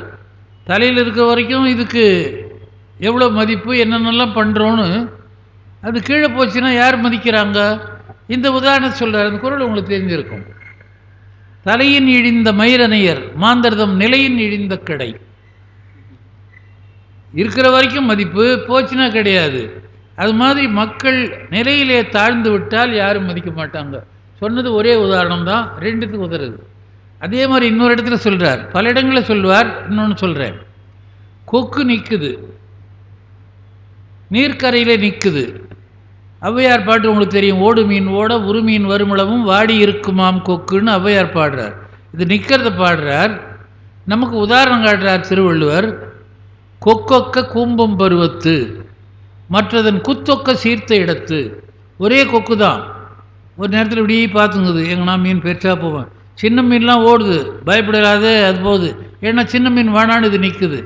அதுதான் ஔவையார் சொன்னார், ஓடு மீன் ஓட உரு மீன் வருமளவும். பெரிய மீன் பெருசு பிடிக்காது, அது அது வாங்கி எவ்வளவு அவர் உள்ள பெருசு காட்டுறாரு, பேராசை. அப்போ கொக்கு என்ற உதாரணத்தை நாம் எப்படி செயல்பட வேண்டும் என்று 2 இடத்துல காட்டுறார். அது ஓயாமல் ஓஞ்சி போய் ஏதோ இருக்குதுன்னா அந்த மாதிரி பருவத்தில் நீ அப்படி இரு. ஆனால் வேலை வரும்போது அது விடாமல் அந்த மீனை பிடிக்குது, அந்த மாதிரி நீ விடாத இந்த முயற்சியோடு இருக்கணும். இப்படி திருக்குறளில் நிறைய செய்தி இருக்கும். அதுபோல் இங்கே என்ன சொல்கிறார், வந்து வந்து உலவும் நெஞ்சம் பெருகயிர் ஊசல் போல பிறல் புல்கு சடையாய். அந்த ஊசல் மார்க்கு தான் நிலவே, பிறை நிலவு. அப்படி பிறை புல்கு சடையாய், பிறை விளங்குகின்ற சென்னி தலையை உடையவனே, பாதத்து அருகயிர் ஊசலானேன். நான் இப்போ எப்படி நிற்கிறேன், அருகயிறு ஊசலானேன். ஊசல் அற்றால் தாய் தரை தாயாம், தாய் தரையாம். திருவருட்பயனில் அதாவது ஊஞ்சலில் ஆடிக்கிட்டு இருக்கிறோம், நாம் தான் நம்ம ஊஞ்சல் தாங்குதுன்னு நினைக்கிறோம், ஊஞ்சல் தாங்கலை, அது உடஞ்ச உடனே தரை தாங்கணும், அந்த ஊஞ்சலையே தரை தான் தாங்கிக்குது. கயிறு அற்றால் தாய் தரையாம் என்பது போல நான் அது மாதிரி நிற்கிறேன் இப்போது. அதாவது அருகயிறு ஊசலானேன், நான் எந்த பக்கமும் போக முடியாமல் அலைந்து கொண்டிருக்கிறேன், உன்னுடைய பாதத்தை காண முடியவில்லை என்று சொல்லுகிறார். அந்த பாட்டு தானா? அடுத்த பாட்டு தான். கழித்திலேன் காமவென்னோய் காதன்மை என்னும் பாசம் ஒழித்திலேன் ஊன்கண் நோக்கி உணர்வெனும் இமை திறந்து விழித்திலேன் வெளிறு தோன்ற வினை எனும் சரக்கு கொண்டேன் அழித்திலேன் அயர்த்து போனேன் அதிகை வீரட்ட நீரே. கழித்திலேன் காம வெண்ணோய் காதன்மை என்னும் பாசம் ஒழித்திலேன். ஒன்று கழித்திலேன், ஒன்று ஒழித்திலேன். கழித்திலேன் காம வெண்ணோய். காமம் என்பது விருப்பம்னு அர்த்தம், இழிவான பொருள் கொள்ளக்கூடாது. காமம் என்று சொன்னால் ஆசை, அது எப்படியோ வழக்கத்தில் மாறி போய் காமம் என்பது இழிந்த பொருளில் விளங்கிடுது. காஞ்சிபுரத்தில் அம்பாளுக்கு காமகோடி என்று பெயர். என்ன பொருள் என்று சொன்னால், நமக்கு என்ன வேணும், நல்ல வீடு இருந்தால் பரவாயில்ல, வீடு கட்டி கொடுத்தாச்சு. ஏன்னா போய் வர்றது கஷ்டமாகுது, கார் வேணும், வாங்கி கொடுத்தாச்சு. பசங்கள்லாம் இருக்கிறாங்க, கல்யாணம் ஆகணும், ஆகியாச்சு. எல்லா ஆசையும் நிறைவேறி போச்சு, காமம் நிறைவேறி விட்டது. கோடி ஆசை என்ன, கடைசி ஆசை என்ன என்றால் மோட்சம். காமத்தினுடைய கடைசி மோட்சம் பெறுவது. விருப்பத்தினுடைய எல்லை மோட்சம். விருப்பமெல்லாம் இந்த உலகப் பொருளில் இருக்கிறது சிற்றின்பம். மோட்சம் என்பது பேரின்பம். காமாட்சி என்ன பண்ணுறாளாம், நீ வேண்டியதை கொடுக்கிறாள், வேண்டி கடைசியாக இருக்கின்ற இன்பமாகிய மோட்சத்தையும் கொடுக்கிறாள். காம கோடியை தருவதனாலே, காமத்தினுடைய எல்லையாக இருக்கின்ற வீட்டு இன்பத்தை தருவதனாலே அவளுக்கு காமகோடி காமகோட்டி. காமகோட்டின்னு எழுதுறது தப்பு, அது வழக்கத்தில் அப்படி தான் வருது. பீடாதிபதி நீங்கள் எழுதுறீங்களா அதை காமகோடின்னு? நீங்கள் காமகோட்டின்னு தானே எழுதுவீங்க, சொல்கிற போது அப்படி தானே சொல்லுவீங்க, அதுதான் சொல்கிறேன். அதனாலே ஒழித்திலேன் காமவெண்ணோய் அப்படின்னு சொல்கிறது என்ன, விருப்பத்தை என்னாலே தவிர்க்க முடியவில்லை, ஆசையை விட முடியவில்லை. அதனால்தான் சிவபவசாரத்தில் ஆசையராய் பாசம் விடாய் ஆன சிவ பூஜை பண்ணாய் நேசமுடன் 5 எழுத்தை நீ நினையாய் சீச்சி உனக்கு என்ன வாய் அப்படின்னு விட்டார் அவர். இவர் அதை சொல்கிறார், கழித்திலேன் காம வெண்ணோய். வெண்ணோய்னா கொடிய நோயின்னு அர்த்தம், கொடிய ஆசை. இன்பத்தை என்னாலே துறக்க முடியும், எல்லாம் துறந்தவர். அவர் சொல்கிறார், இன்பத்தை துறக்க முடியலன்னு. கந்தை மிகையாம் கருத்தும்னு பெரிய புராணத்தில் பாடுறாங்க. துணி கட்டிங்கிறதே அதிகம் நினைக்கிறவர் இன்பத்தை உடலேன்னு பாடினா ஒத்துக்கலாமா? நமக்காக பாடுறதுன்னு அர்த்தம். கழித்திலேன் காமவென் நோய் காதன்மை என்னும் காதன்மை என்றால் காதல் செய்வது விரும்புவதுன்னு அர்த்தம். விருப்பத்தினாலே பாசமாகிய விருப்பத்தினாலே ஒழித்திலேன் ஊன்கண் நோக்கி உணர்வெனும் இமை திறந்து விழித்திலேன். இந்த ஆசை இருக்கிற காரணத்தினாலே அறிவாகிய கண்ணை திறந்து உணர்வாகிய இமையை நீக்கி உன்னை கண்டு உன் திருவடி பேற்றை நான் அடையவில்லை. நான் ரொம்ப விளக்கம் சொல்லலாம் அதுக்கு. வினையெனும் சரக்கு கொண்டேன். இந்த ஆசை இருக்கிற காரணத்தினாலே நிறைய எழுதி வச்சிருக்கிறேன். இன்னும் 3 பாட்டு இருக்குது, நேரம் ஆகிட்டே இருக்குது, அதுக்காக பார்க்குறேன். விழித்திலேன் வெளிது தோன்ற வினை எனும் சரக்கு கொண்டேன். அதனால் இந்த கண் என்ன பண்ணுது சொல்லி விட்டுறேன். பாசத்தினாலே இந்த கண்கள் உலகப் பொருள்களை பார்க்கிறதே ஒழிய இறைவனை பார்க்கவில்லை. அதுதான் சிவஞான போதம் நமக்கு சொல்லுகிறது. ஊனக்கண் பாசம் உணராப்பதியை ஞானத்தில் பார்க்கலாம். அப்போது இந்த ஞானம் வந்தால் இனி நமக்கு எது வேண்டும் என்று பாரதியார் பாடுவார். ஞானம் என்பது வெளிச்சம், மாயை என்பது இருட்டு. இருட்டு போனால் வெளிச்சம் வரும், அறியாமை போனால் அறிவு வரும். பாசம் அறிவை மறைக்கும், அறிவு உயிருக்கு இன்பம் தரும். அதுதான் சொல்கிறார், ஊனக்கண் பாசம் உணராப்பதியை ஞானக்கண்ணில் சிந்தை நாடி. ஞானத்தால் தொழுவார் சில ஞானிகள், ஞானத்தால் தொழுவேன் உனை நான் அலேன். ஞானத்தால் தொழுவார்கள் தொழக்கண்டு ஞானத்தாய் உனை நானும் தொழுவனை. எவ்வளோ அருமையான பாட்டு பாருங்க. ஞானத்தால் தொழுவார் சில ஞானிகள். அப்போ தொழுகின்றவர்களெல்லாம் அறிவுடையவர்கள், ஞானம் உடையவர்கள். ஞானத்தால் தொழுவேன் உனை நான் அலேன். எனக்கு அறிவில்லை, உன்னை தொழலை. இப்படி 4 நாள் 5 நாள் பார்த்தேன், 1 வாரம் பார்த்தேன். ஞானத்தால் தொழுவார்கள் தொழக்கண்டு ஞானத்தாய் அறிவு வடிவான பெருமானே உன்னை நானும் தொழுகிறேன். இந்த பாட்டெல்லாம் எளிமையாக ஞாபகம் வச்சுக்கலாம், படித்தா ஞாபகம் வச்சுக்கலாம். அது நமக்கு நேரம் இல்லை, அதனால் படிக்கும். அடுத்த பாட்டில் சொல்கிறார், மன்றத்து புன்னை போல மரம்பெடு துயரம் எய்தி ஒன்றினால் உணரமாட்டேன் உன்னை உள்வைக்க மாட்டேன். கன்றிய காலன் வந்து கருக்குழி விழுப்பதற்கே அன்றினான் அலமந்திட்டேன் அதிகை வீரட்டினாரே. நான் எவ்வளோ நம்ம சரிங்கம்மா, இவ்வளோ நேரம் இருந்தீங்களா? உங்களுக்கு ஆட்டோ வந்துட்டுருக்கோம். அதாவது எப்படி துன்பப்படுகிறார் என்பதை உலக மக்களை வச்சு சொல்லுகிறார். இது எல்லாமே அவருக்காக சொன்ன பாட்டு இல்லை, நமக்காக சொன்ன பாட்டு. யாரோ சொன்னாங்க, நாம் என்ன கேட்குறதுன்னு போயிட்டே இருக்கிறோம். மன்றத்து புன்னை போல மரம்படு துயரம் எய்தி. மன்றம்னா பொது இடம், ஊருக்கு பொதுவான இடம். பல இடங்களில் கிராமத்தில் அப்போ இருந்தது, இப்போல்லாம் இல்லை. நீதி சொல்கிறது, ஏதாவது யோசனை சொல்கிறது, ஒரு செயலை செய்வதற்கு முடிவெடுப்பது, இதெல்லாம் அந்த மரத்தடியில் நடக்கும். மேடைண்ட வாங்க, நாட்டாமை படம் பார்த்தா தான் தெரியுது. நாட்டாமை தீர்ப்பை மாற்றுன்னு சொல்கிறது தான் உங்களுக்கு தெரியும்.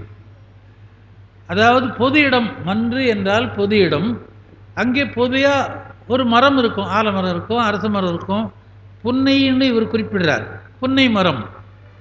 மன்றத்து புன்னை போல மரம்படு துயரம் எய்தி. அது எங்கேயோ தனி இடத்துல கிடக்குது, மரம் வளர்ந்துக்குது, அதுக்கு என்ன துன்பம் அப்படின்னா முத்துசு அழகாக குறிப்பிடுறார். வெயில், காற்று, மழை, வெயில், காற்று, நீர், நிழல், இது மிகுந்தாலும் குறைந்தாலும் அதுக்கு துன்பம். வெயிலே அடிக்குதுன்னா இலை காஞ்சி போடும். மழையே பெய்தால் தளிப்பது நின்றுவிட்டு துளிர்கள் கொட்டும். அதுக்கப்புறம் நீர் இல்லை என்றால் வாடிப்போகும். காற்று குளிர்ந்து நிழல் வராவிட்டால் அதுவும் அதுக்கு துன்பத்தை விளைக்கும். 4 வகை துன்பத்தை அந்த மரம் படுமா. அது முத்துசு உரையில் தான் இன்றைக்கி தெரிஞ்சுக்கிட்டேன் புதுசாக.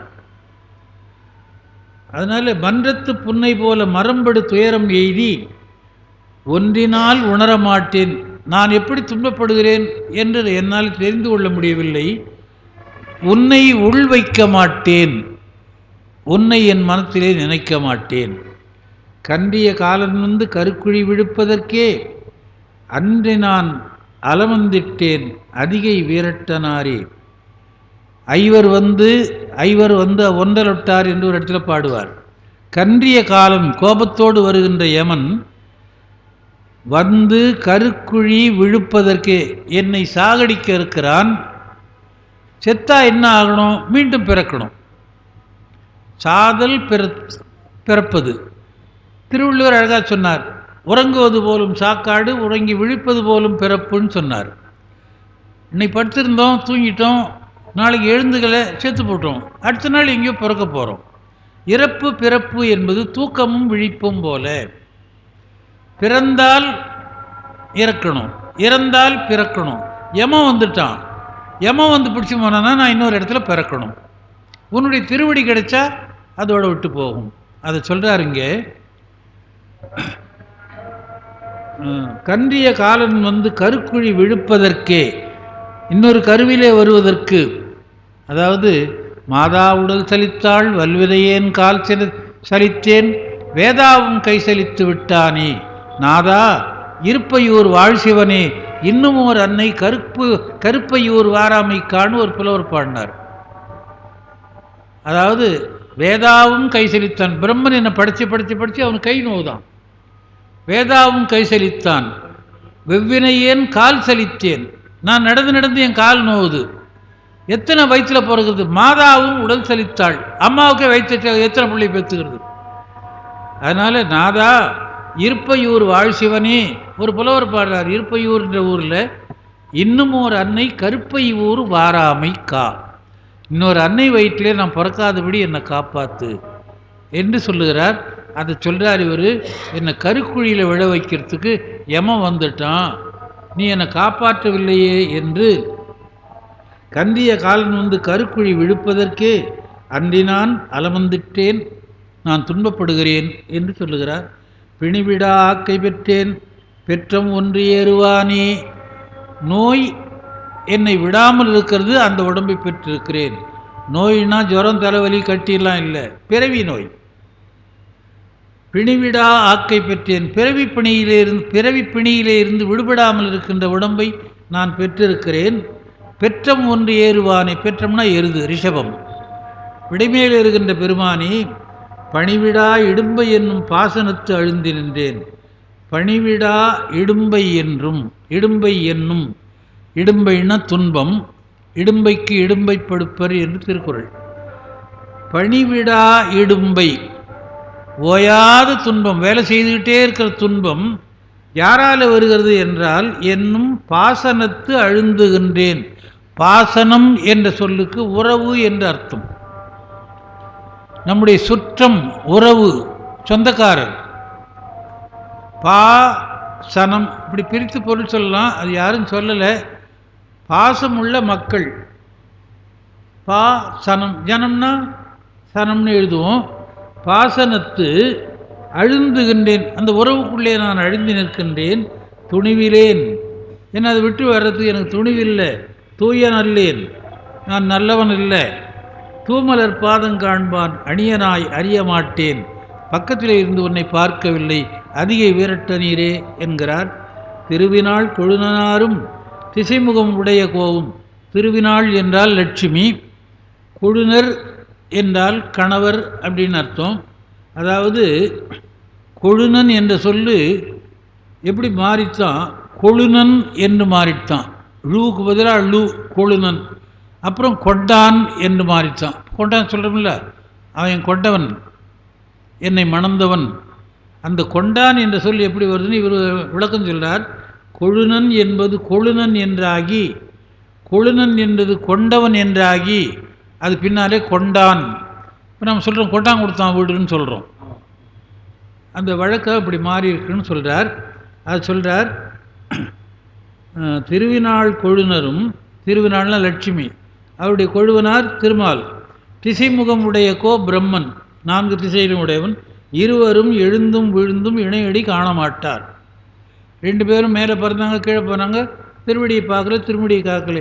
ஒருவனே, அப்படி யாருக்கும் தெரியாத ஒருவனாக இருக்கின்ற பெருமானே, எம்பிரானே, உன் திருப்பாதம் காண்பான் அருவனே அருள வேண்டும். என்ன அழகாக அந்த வரி பாடுறார் பாருங்க. திருவினாள் இருவரும் ஒருவனே அருவனேன்றார். ஒருவனாக உலகுகின்றவன், ஒன்றார் உலகனைத்தும் ஆனார்தாமி, ஒன்றாய் உலகனைத்தும் ஆனார்தாமி, ஊழிதோர் ஊழி உயர்ந்தார்தாமி, சென்றாடு தீர்த்தங்கள் ஆனார்தாமி என்று அந்த பாட்டில் வரும். இங்கே ஒன்றாய் இருக்கிற பெருமான் எம்பிரான் ஒருவன். அவன் அருவமாக இருக்கிறான், உருவமாக இருக்கிறான், அருவுருவமாக இருக்கிறான். அதனால் இந்த அருவத்தை சொல்லி அருவனே அருள வேண்டும். உருவத்தை பார்த்தேன், அருவுருவத்தை பார்த்தேன், அருவமாக இருக்கிறது என்னால் காண முடியலை. அப்படி அருவமாக இருக்கின்ற பெருமானே எனக்கு நீ அருள் செய்ய வேண்டும். இப்போது சோமாஸ்கந்தர், சந்திரசேகரர், இடபாரூடர் இதெல்லாம் உருவம். அருவம் என்பது உருவமே இல்லாது. அருவம் இருக்குது பாருங்க, காட்ட முடியுமா? காட்ட முடியாது. அருவுருவம் காட்ட முடியும். உருவமாக இருக்கும், உருவம் இல்லாமல் இருக்கும். அது எதுன்னா சிவலிங்கம். காணாத உருவினுக்கும் அருவினுக்கும் காரணமாம் நீள்நாகம் அணிந்தார்க்கு நிகழ்வுரியாம் சிவலிங்கம். அருவுக்கும் உருவுக்குமா இருக்கிறது சிவலிங்கம். உருவமாக இருக்கிறது இந்த வடிவங்கள். ஒன்றுமே இல்லாது தெரியாது. அதனாலே அருவனே அருள வேண்டும் அதிகை வீரட்ட நீரே என்று உன் திருப்பாதங்களை கொடுத்து அருள வேண்டும், என்னை முத்தியிலே சேர்க்க வேண்டும் என்று வேண்டுகின்றார் என்று சொல்லி அடியேன் அறிந்த அளவிலே சில விளக்கங்களை சொன்னேன். பெருமக்கள் இருந்து கேட்டமைக்கும் திருவருளை சிந்திக்க நமக்கு வாய்ப்பு கொடுத்தமைக்கும் இறையருளை வணங்கி, வந்து கேட்ட உங்கள் அனைவரையும் வணங்கி, ஐயா அவர்களையும் வணங்கி இந்த அளவிலே நிறைவு செய்து கொள்கிறேன். நம பார்வதி பதையே.